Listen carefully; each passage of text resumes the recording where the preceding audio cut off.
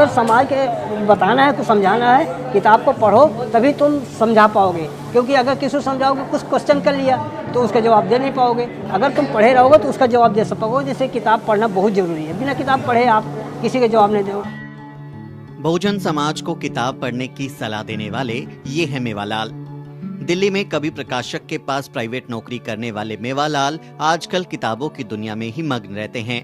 वो किताबों के जरिए अम्बेडकरवादी आंदोलन में अपनी भूमिका निभा रहे हैं। उन्होंने बहुजन समाज को समझाने के लिए यही रास्ता चुना। अब उन्होंने बाबा साहब और बहुजन नायक नायिकाओं की किताबों को जन जन तक पहुंचाने का बीड़ा उठा लिया है। सर, मेरा नाम मेवालाल है।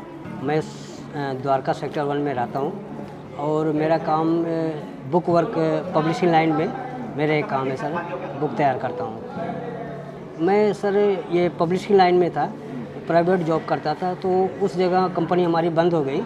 तो जब से कंपनी बंद हो गई तो मैंने अपना ये किताब सोचा कि समाज को जागरूक करने के लिए, तो ये छोटे छोटे किताब हमने तैयार की है, तो ये छपवाया है। तो इसके साथ अपने किताब के साथ मैं बाकी पब्लिशर को भी किताब लगाता हूँ, बेचता हूँ सर। बहुजन किताबों को बेचने से ज्यादा आमदनी तो नहीं होती, लेकिन मेवालाल का कहना है कि उनका मिशन पैसा कमाना नहीं बल्कि समाज को जगाना है। नहीं सर, आमदनी नहीं होती, केवल मेरा प्रचार माध्यम है कि इससे मैं प्रचार करूं और आने जाने का मुझे किराया निकल जाए। और यही मेरा लक्ष्य है कि प्रचार प्रसार हो जाए, कितना ज़्यादा हो, लोगों के बीच में किताब पहुँचे। क्योंकि सर मुझे समाज के प्रति बहुत लगाव था कि जो मुझे फीलिंग था कि समाज में हमें जो हमारे पूर्वज इतना शोषित पीड़ित परेशान थे, तो मैं समाज को जगाना चाह रहा था कि समाज को किताब के माध्यम से जो हो सके अपनी तरफ से समाज को जगाऊं। इसलिए मैं इस किताब को माध्यम बनाया। दिल्ली जहाँ प्रोग्राम मुझे पता लगता है तो वहाँ किताब लगाने जाता हूँ। बाकी किताबें बेचने का मकसद पैसा कमाना होगा, लेकिन इन किताबों से जो सोशल वर्क है, जो हमारे जितने महापुरुष हैं, बहुजन महापुरुष हैं, उनके थ्रू हम समाज को एक जागरूक के रूप में हम कर सकते हैं। उसमें बाकी किताबें हैं जो हैं, तो उसमें सामाजिक जागरूकता नहीं हो सकती। इसलिए जो जितने हमारे महापुरुष हैं उनकी सारी किताबें आपको देखोगे हमारे पास रहेगा। मेवालाल बहुजन राइटर्स की किताबें तो बेचते ही हैं, लेकिन उन्होंने खुद भी अपने लोगों को समझाने के लिए 3 किताबें लिखी हैं।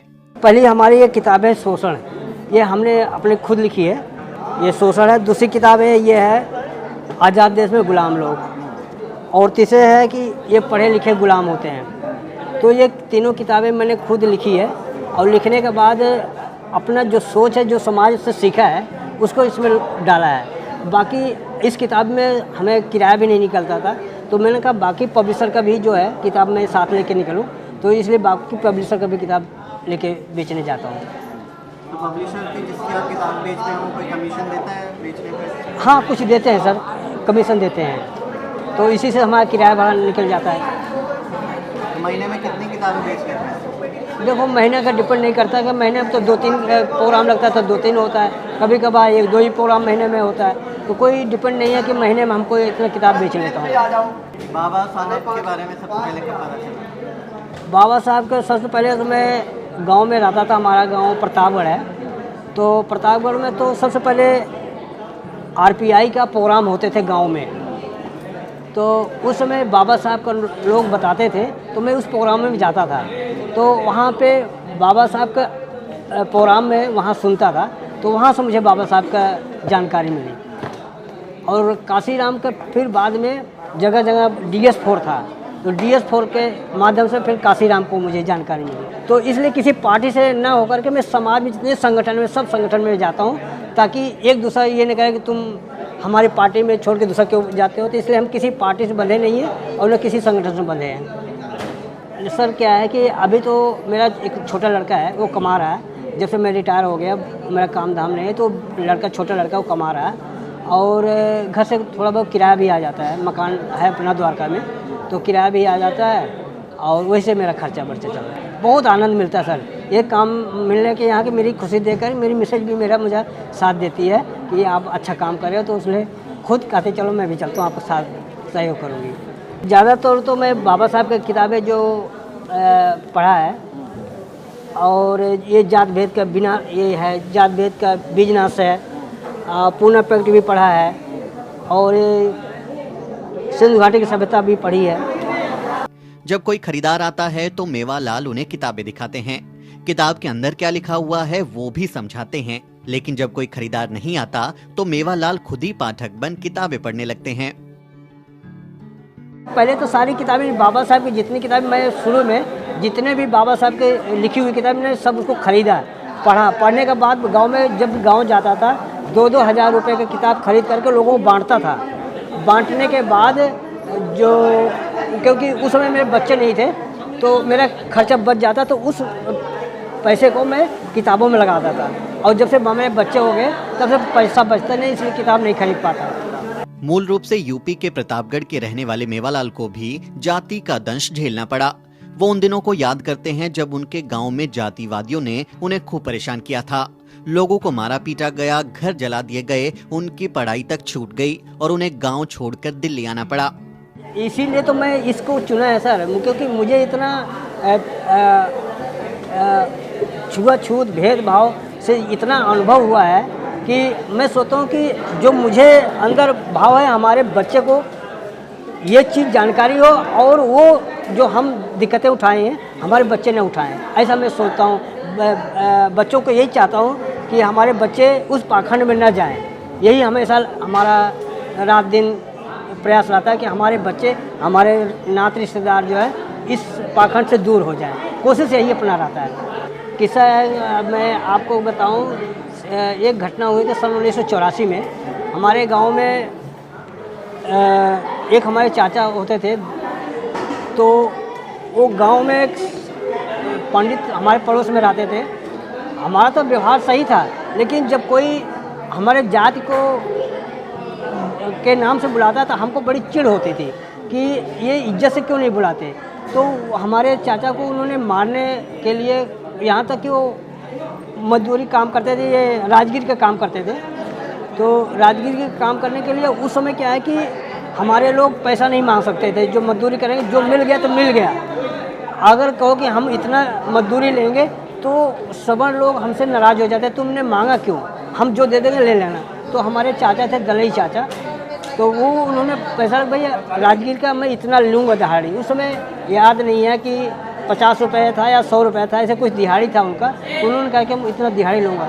तो वो चीज़ उन्होंने कहा कितना दें, तो उन्होंने गाली गलौज के कहा अच्छा अभी तो मैं जा रहा हूँ, शाम को तुम्हारा बदला लूँगा। तो उन्होंने फिर सर आया दोबारा शाम को, तो मैंने उसका फिर प्रतिरोध किया। अपन उनके बीबी को कहा ऐसा करो कि सबको बता दो कि जब शाम को मारने आएंगे तो हम गुहार मचाएंगे। तो गुहार लगा हमको शिव प्रसाद हमको मारने आ रहे हैं। तो इस तरह से कांड हुआ था।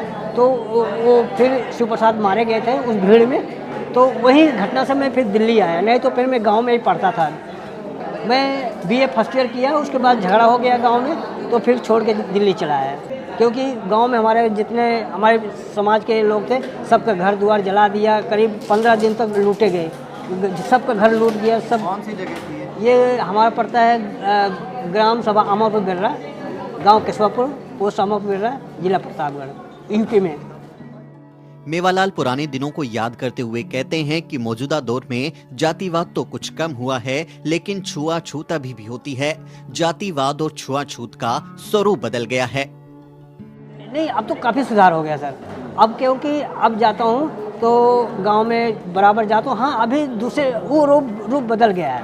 अब क्या है कि जैसे गांव में जब खान पीन होता है तो वो सिस्टम होता है, क्या बोलते हैं उसका नाम नहीं आ रहा है, वो टेंट लग करके उसमें सब आ जाएंगे, गांव के यादव भी आएंगे, ब्राह्मण भी, क्षत्रिय भी साथ में खाएंगे और खा के चले जाएंगे। तो उनको ये हमारे समाज में ये लिखा था अब तो जातिवाद ने सब एक साथ खा रहे हैं। लेकिन जो जातिवाद अभी छुप गया है, पहले तो खुल के होता था कि मेरा पानी मत छुओ, मेरा बाल्टी मत छुओ, मेरा वो मत करो। वो क्या है कि अब तुम्हारा बनावा नहीं खाएंगे, दिखावा बना। क्योंकि वो जो आते हैं ना तो वहाँ पे तो हलवाई बनाता है, हलवाई बनाएगा हो जाएगा, वो खा के चले जाएंगे। लेकिन अब जातिवाद तो जब हमारे घर पे आएंगे, हमारे साथ उठ के बैठ खाए, तब तो पता लगेगा अब जातिवाद नहीं है। लेकिन हमारे साथ छात बांट के, जैसे कोई शादी ब्याह भी पड़ता है तो आएंगे तो कहेंगे ऐसा है अभी मुंह नहीं धोया हूँ, दातुन नहीं किया हूँ, और क्या कहते हैं अभी भूख नहीं है, इस तरह बहाना बांध के चले जाएंगे। आपको जो शादी का निमंत्रण देना होगा 150 दे के चले जाएंगे और उसके बाद कहेंगे चलो हमारा निमंत्रण स्वीकार ले लेते हैं, लेकिन वो ढंग बदल गया है। मेवालाल के इस काम में उनकी पत्नी भी पूरी मदद करती हैं। ये दंपति दिल्ली और उसके आसपास होने वाले बहुजन कार्यक्रमों में पहुंच जाते हैं और अपना स्टॉल लगाकर इन किताबों की बिक्री करते हैं। हालांकि मेवालाल इस बात से थोड़ा जरूर परेशान होते हैं कि नौजवान उनकी किताब कम खरीदते हैं। बच्चों में तो इंटरेस्ट है ही नहीं है। मैं ये देख रहा हूँ कि जो किताब का इंटरेस्ट है ये ज़्यादा से ज़्यादा 40-50 के ऊपर ही किताब ज़्यादा खरीदते हैं। बच्चे तो बहुत कम, 100 में 2-4% बच्चे खरीदते होंगे, बाकी सब नौजवान मुझे तो मेरे पास तो नहीं आते। मेवालाल शिक्षा के महत्व पर जोर देते हुए बहुजन युवाओं को एक बड़ा संदेश देते हैं।